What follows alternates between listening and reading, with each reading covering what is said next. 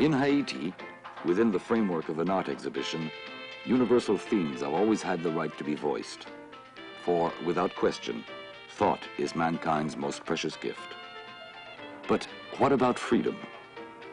Years ago, Haiti was built in the name of freedom to the cry of live free or die.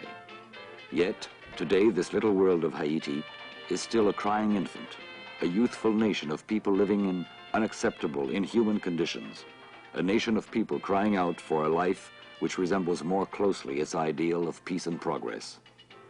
In reality, freedom in Haiti is no more than an object of curiosity, a pretty museum piece to be contemplated by his few admirers.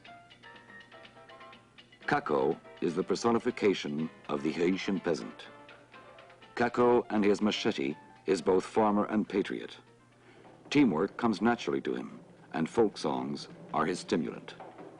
He is industrious and passionate. He wants tools to work with. He wants to honestly earn a decent living.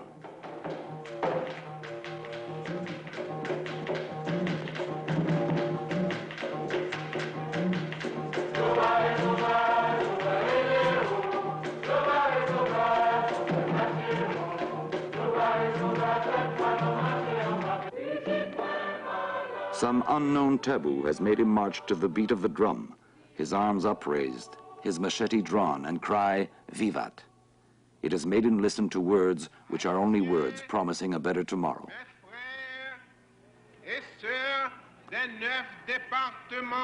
Haitians, my brothers and sisters of our 9 geographic departments.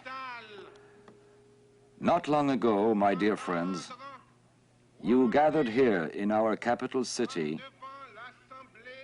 to hear my answer before the Legislative Assembly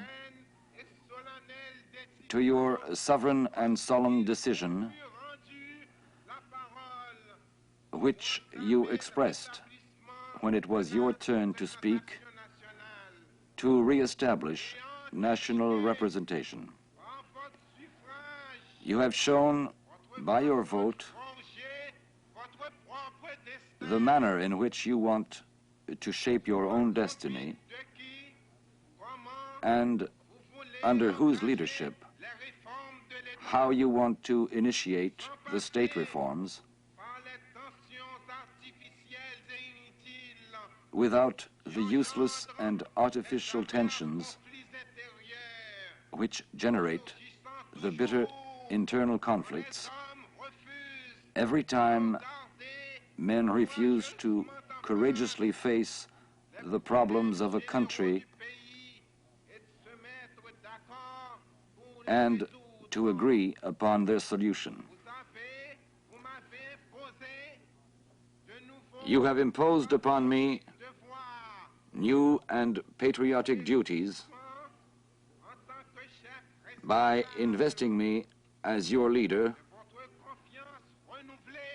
with your renewed trust in the essential and transcendent value of the acts and solutions set forth in your revolution of September 22nd, 1957.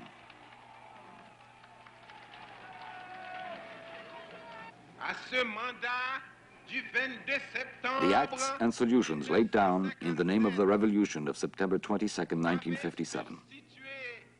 The Constitution is abolished. The 2-chambered House of Representatives becomes single-chambered.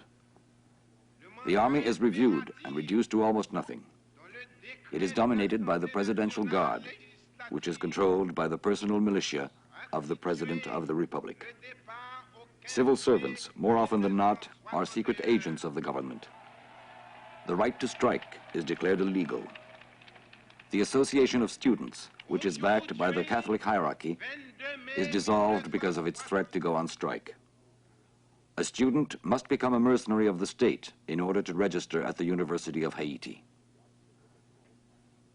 The Archbishop of Port-au-Prince is exiled along with many members of his episcopal palace. The auxiliary bishop, his successor, writes a letter to the Catholic daily paper La Phalange, asking that the government lift the sanctions against the students. Consequently, he is exiled and the paper shut down. A third prelate, who has been expelled, finds asylum with the apostolic nunciature, the residence of the representative of Rome. The excommunication ipso facto of the President of the Republic and the members of his cabinet presents the problem of their not being permitted to attend the religious ceremony commemorating the new presidential mandate. The conciliary attitude of the representative of Rome on this 100th anniversary of the signing of the Concordate, which has not been renewed, determines the fate of ecclesiastic and religious life in Haiti.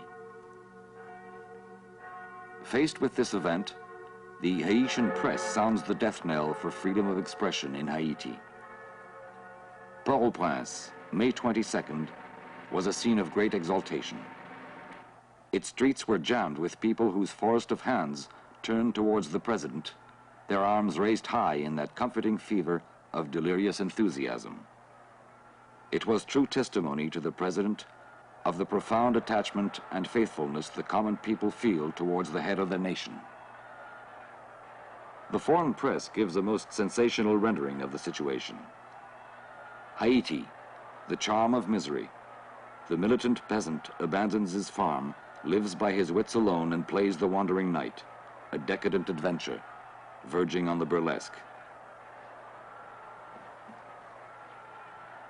Haiti, a regime of terrorism, the future of which is uncertain. Haiti, an island of hell in the Caribbean paradise.